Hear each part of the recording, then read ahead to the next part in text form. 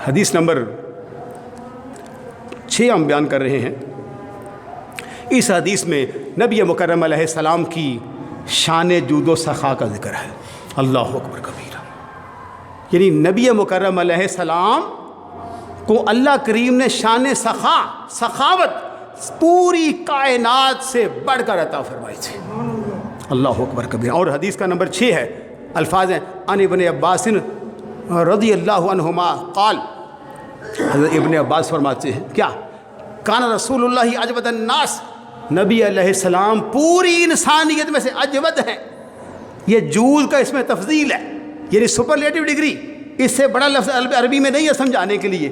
یہ کب بولا جاتا ہے؟ اجود الناس، پوری انسانیت میں اگر سب سے بڑھ کر کوئی سخی اور غنی ہے تو نبی مکرم علیہ السلام کی ذات ہے۔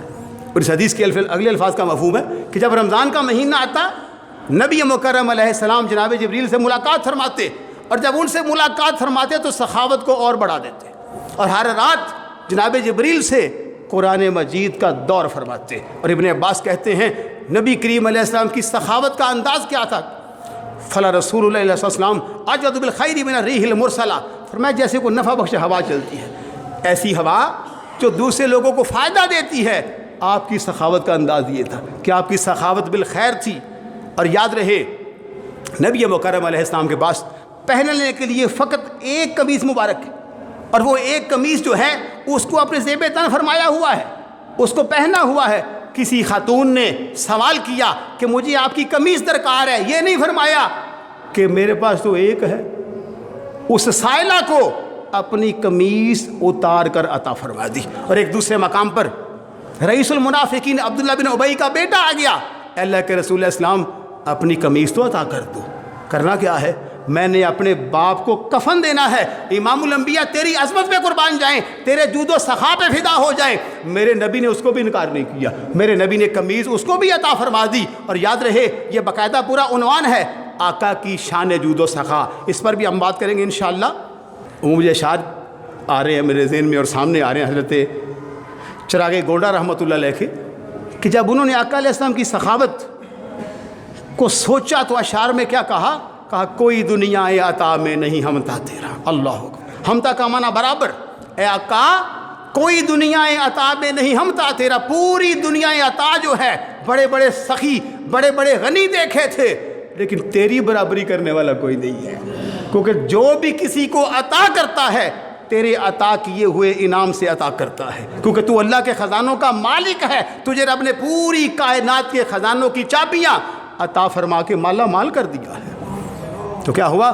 کوئی دنیا عطا میں نہیں ہمتا تیرا، ہو جو حاتم کو میسر یہ نظارہ تیرا۔ کبھی حاتم تائی کی سخاوت کے ڈنکے بجتے تھے، پیر صاحب نے کہا توجہ کرو، ہوش کرو مسلمانوں، آقا کی شان کو دل کھول کے سنو اور دل کھول کے بیان کرو۔ کیا؟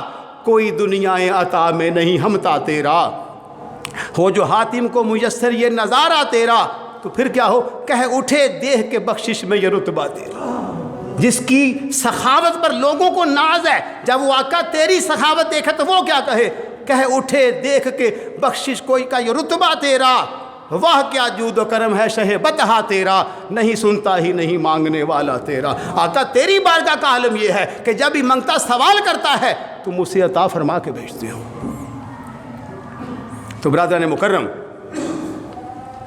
ہم نے جو بیان کیا حضرت سیدہ خدیجہ کبریٰ کے حوالے سے سیرت، اور ہم نے عنوان آپ کو کیا دیا کہ یہ ہے قبل از اعلان نبوت کا دور مبارک، اتنا پاک۔ اور یاد رہے بعض لوگ آج کل نیٹ کا دور ہے، بڑے عقیدے کے ڈاکو بنے پھرتے ہیں۔ وہ ایک صاحب کہہ رہے تھے لو جی اہل سنت کا مسلک یہ ہے کہ حضور 40 سال میں نبی ہوئے، ایسی بات نہیں ہے۔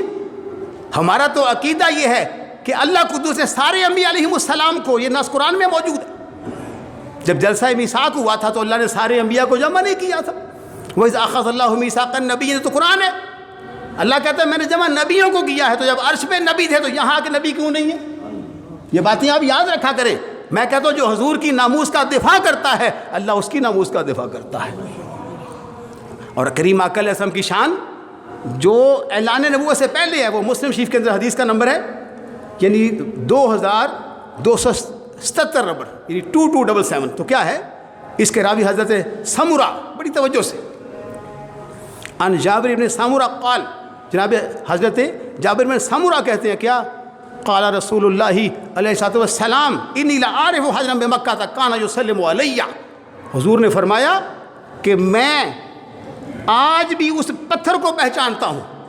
پتھر، اللہ، پتھر تو بڑے، بھئی وہ کیا کرتا تھا، کان یسلم علی، فرمایا بات یہ میرے اوپر سلام بھیجا کرتا تھا.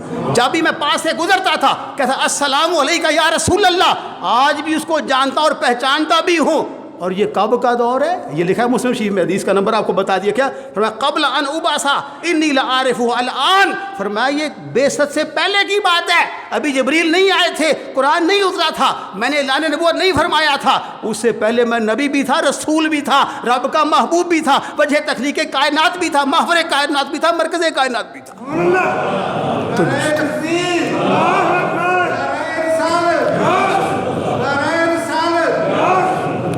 مجھے بتاؤ، جو ایک پتھر سلام کرے اس کو زندگی بھر یاد رکھنے والا آقا ہے، تو تم کیسے سوچ سکتے ہو کہ وہ تمہیں یاد نہیں رکھتے؟